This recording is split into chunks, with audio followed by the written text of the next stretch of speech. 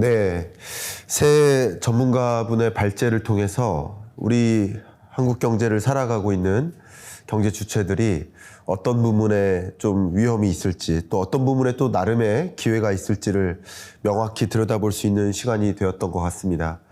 특히 우리가 가장 고민하고 있는 이 신용 위험 부분에 대해서 한 분 한 분 좀 여쭤보도록 하겠습니다.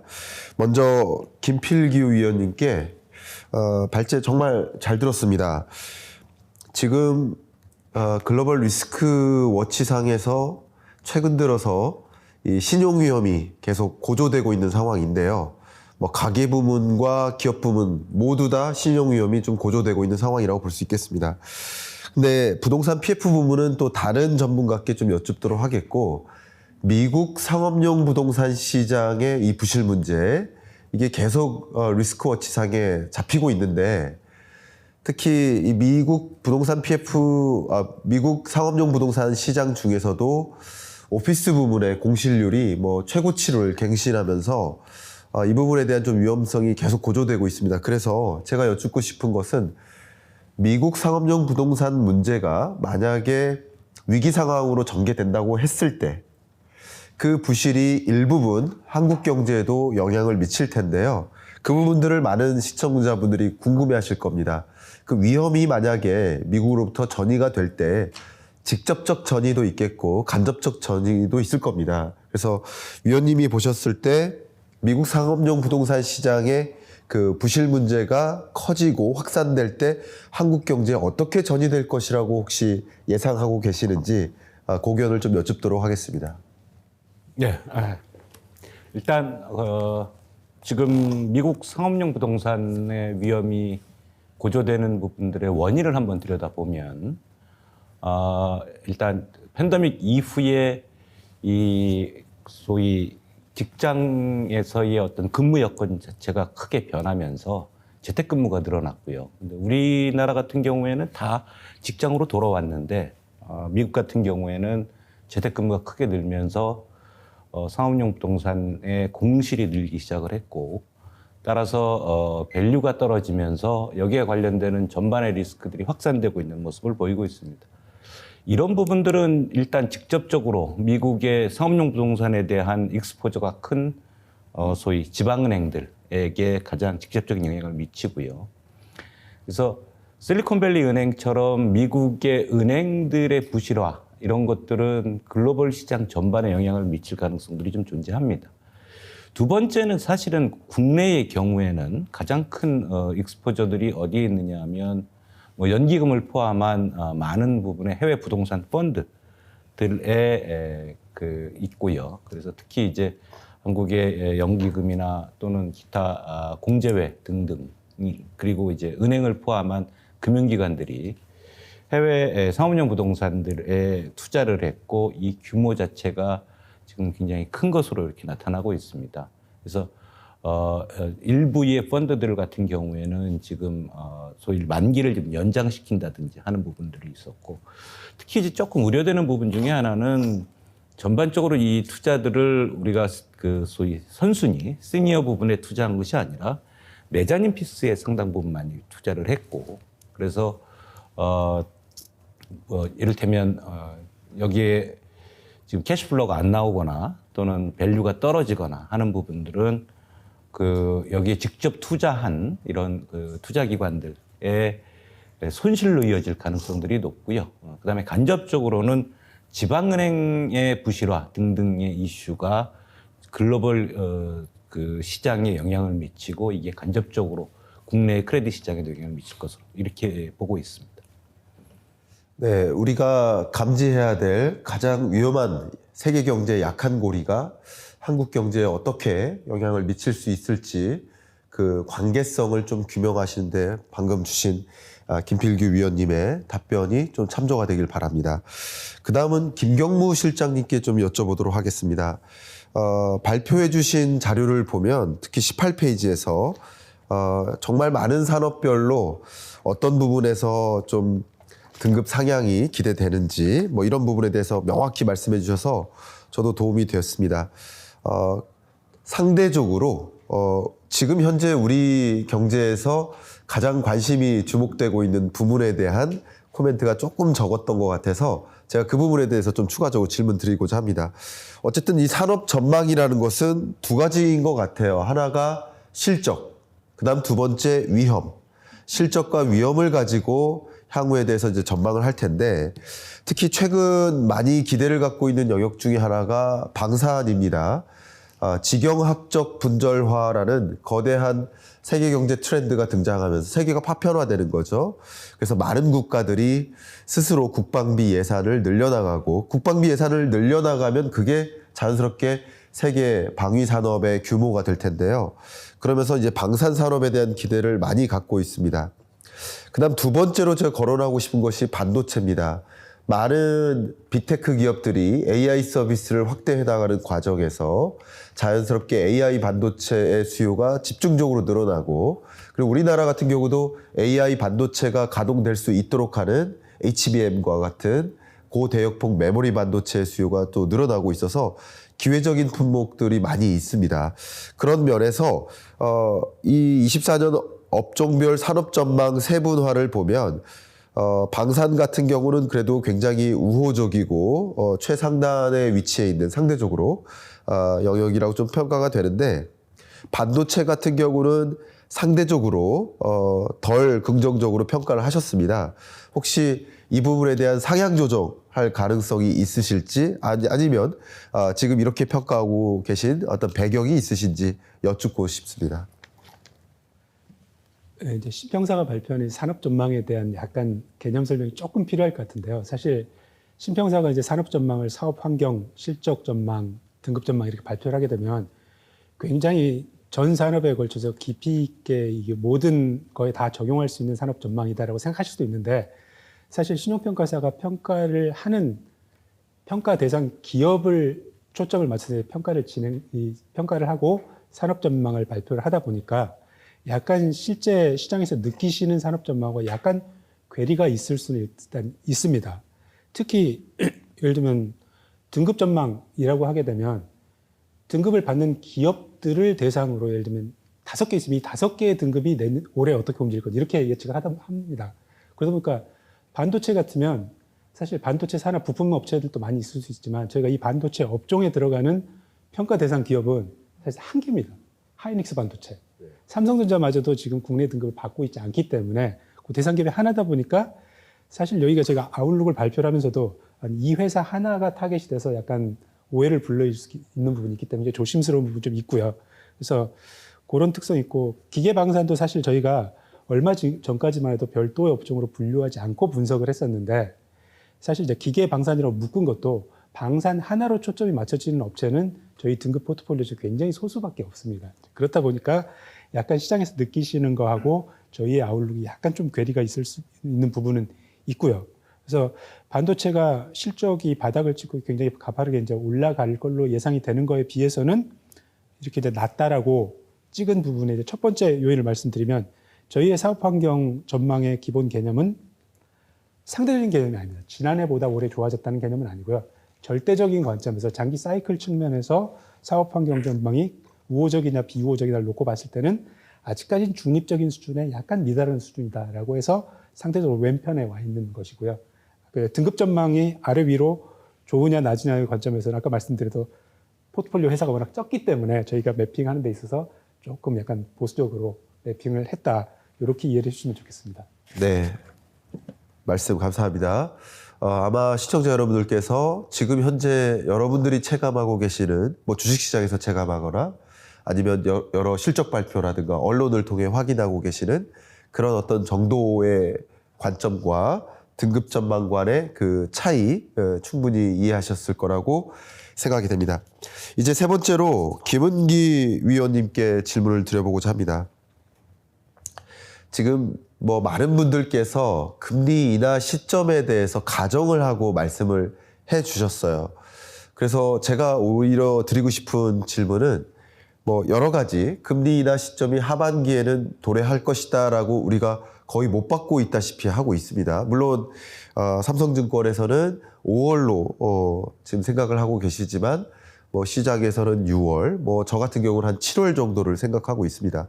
물론 그 전제가 어떨 것이냐가 중요한 게 아니라 그런 전제를 했을지라도 지금 왜냐하면 지금 말씀하신 이 크레딧 시장을 분석하실 때 금리 인하 시점에 대한 전제를 까셨기 때문에 만약에 금리 인하 시점이 완전히 달라진다면 예를 들면 그러니까 저도 이 부분에 굉장히 공감을 하고 있습니다. 금리 인하 시점이 곧 도래할 거라고 생각을 합니다. 그러나 예를 들어서 뭐 전쟁이 발생한다든가 우리가 예상하지 못한 어떤 일이 발생해서 국제유가가 다시 22년 수준으로 고공행진한다든가 그런 일이 만약에 있게 된다면 금리 인하가 없을 수도 있겠다라고 볼 수 있지 않습니까? 최악의 경우에. 자, 그렇게 반대의 경우에 금리 인하 시점에 대한 전제를 바꿀 거라고 한다면 앞에 예를 들어서 여전체가 민감하기 때문에 뭐 수요가 뭐 늘어난다든가 이런 말씀을 주셨는데 전제가 바뀔 경우에라고 한다면 말씀해 주셨던 포인트들에 있어서 어떤 변화가 있을 수 있을지 플랜 B로서 또 말씀해 주시면 도움이 되지 않을까 질문을 드리고 싶습니다. 예, 맞습니다. 좋은 질문 감사드리고요. 아무래도 사실은 저희가 이 전망, 사실 인플레이션이 예상보다 사실은 시장 기대보다 더 떨어지지 않는다고 하면은 당연히 지금 금리 정상화 차원에서 금리를 낮추는 요인이라고 한다면 기준금리가 오히려 후퇴할 수 있는, 인하 시점이 후퇴할 수 있는 가능성이 굉장히 좀 높습니다. 그렇게 된다 그러면은 전반적으로 아까 전에 뭐 리스크 요인 중에 가장 이야기해 드린 것 중에 첫 번째 요인 중에 하나가, 수급적인 요인 중에 하나가 공급에 대한 부담이었거든요. 발행이 아무래도 많아지는 부분에 대한 부분인데, 아무래도 발행량이 많아지는 거에 대해서는 아무래도 이제 단기 조달보다는 회사채 장기 조달을 많아지면서 회사채 발행량이 많아질 거다라는 말씀을 좀 드렸는데, 오히려 반대의 상황이 된다 그러면은 회사채 발행량을 그렇게 많이 늘리지는 않을 걸로 보고 있습니다. 기업들 입장에서 본다 그러면은 장기로 조달했을 때 조달 비용이 많이 올라가는 측면이 있기 때문에 이 조달 비용을 감소하기 위해서 그동안 또 단기 은행 대출이라든가 단기 CP 쪽이라든가 이 단기물 쪽으로 자금을 조달하기 때문에 발행량이 일단 감소할 수 있고요. 특히 투자자 입장에서 본다 그러면은 오히려 기준금리 인하 기대감이 후퇴한다 그러면은 금리가 상승할 거기 때문에 오히려 장기 채권을 투자했을 때 투자 손실이 나는 부분이 커질 겁니다. 그러면 어떻게 대응하느냐? 만기 보유 전략으로 갈 거기 때문에 만기면은 짧은 만기의 채권들을 많이 선호하게 됩니다. 근데 짧은 만기를 뭐 국채를 갖고 짧은 만기를 투자하는 것보다는 회사채를 가지고 짧은 만기를 투자하게 되면은 아무래도 절대금리 이자 수익이 높기 때문에 이 이자 수익 관점에서 접근한다 그러면은 짧은 회사채, 단기 회사채 위주로 투자할 가능성이 일단 높다라고 판단을 하고 있습니다. 그동안 이제 워낙 금리가 내려갈 걸로 보다 보니까 3년물짜리 회사채 부분 수요들보다는 뭐 2년 이하들 이런 단기 채권들이 수요들 많고요. 여전사 부분도 금리에 상당히 민감한 부분이 있다 보니까 전반적으로 이제 3년물짜리 회사채들 같은 경우가 이제 여전체 스프레드가 회사채 스프레드 더 많이 크게 확대될 수 있는 요인이 있긴 하지만 여기도 마찬가지로 2년 이하 단기물 위주로 발행을 늘려가면서 투자자 수요들을 모집할 가능성이 높다. 이렇게 보시면 될 것 같습니다. 네, 명확하게 말씀해 주셔서 감사합니다. 이제 또 한번 돌아서 김필규 위원님께 좀 질문 드려보고자 합니다. 이 거시 건전성을 점검해 주셨는데 거시 건전성 입장에서 한 가지가 이제 기업 사이드의 부실 문제, 그다음 한 가지가 이제 가계 부실이라고 볼 수 있겠습니다. 그러니까 신용 위험이 점증되고 있는 배경 중에 하나는 이 가계 부채발 신용 위험이 커질 수 있지 않을까 하는 걱정이 지금 들고 있는 상황입니다.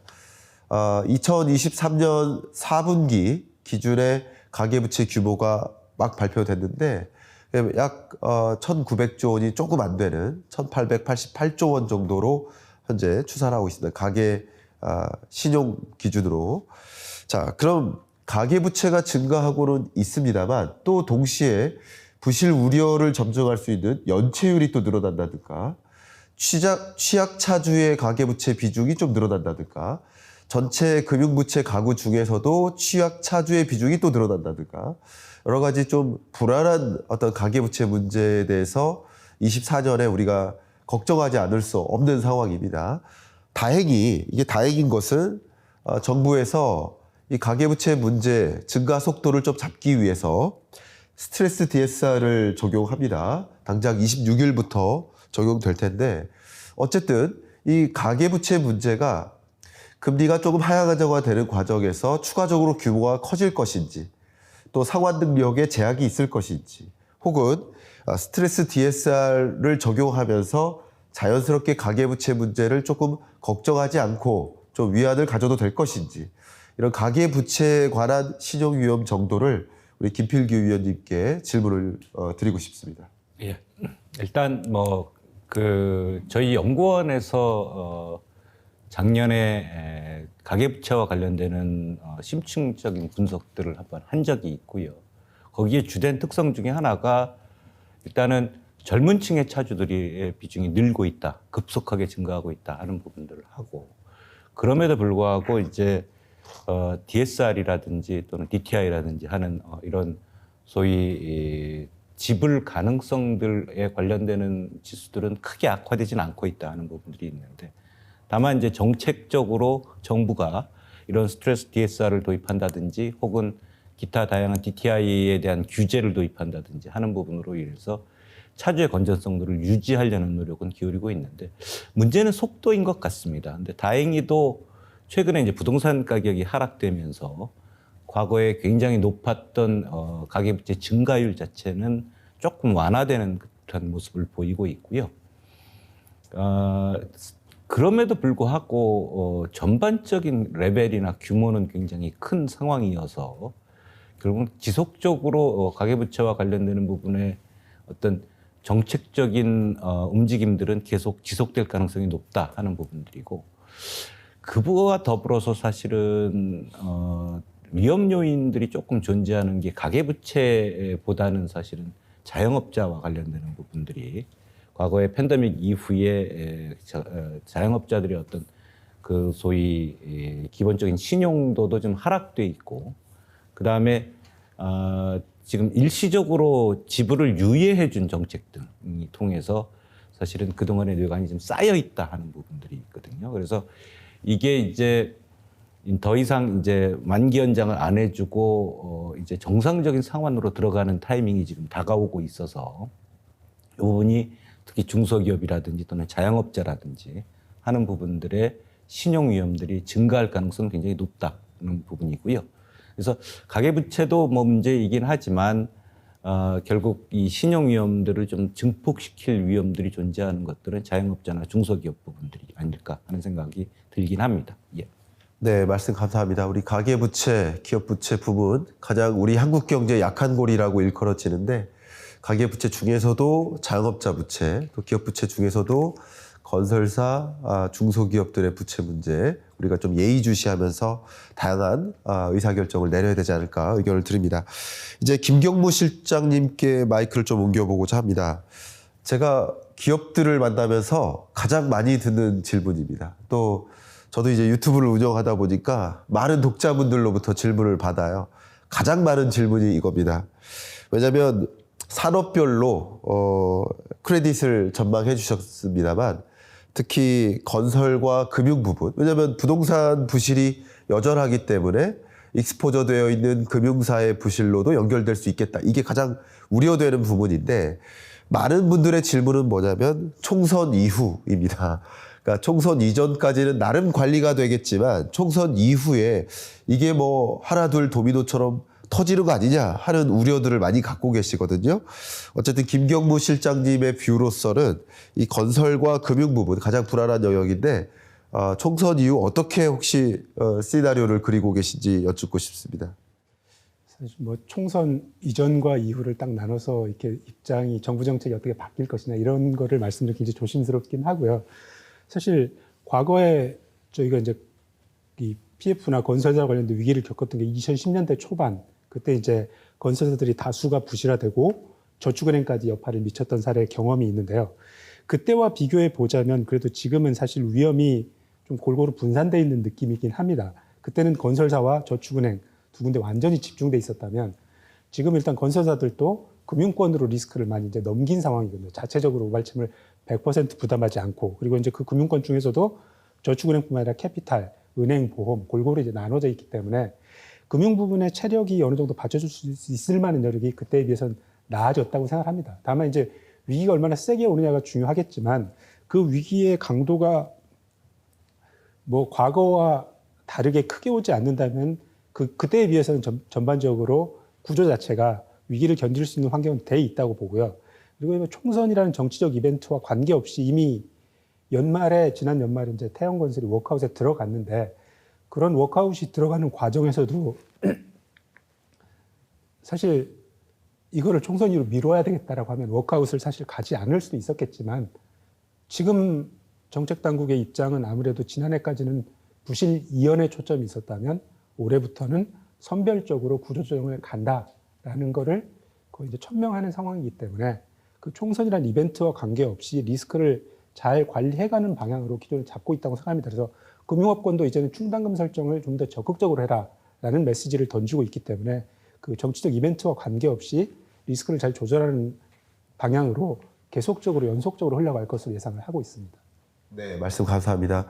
이 미분양 시장을 좀 들여다보면 정말 특히 대구 경북 지역이라든가 지방 미분양 상황이 정말 심각하고요. 수도권보다도. 또 주거용 부동산 외에 상업용 부동산 시장의 공실 문제도 지방의 경우 굉장히 심각합니다.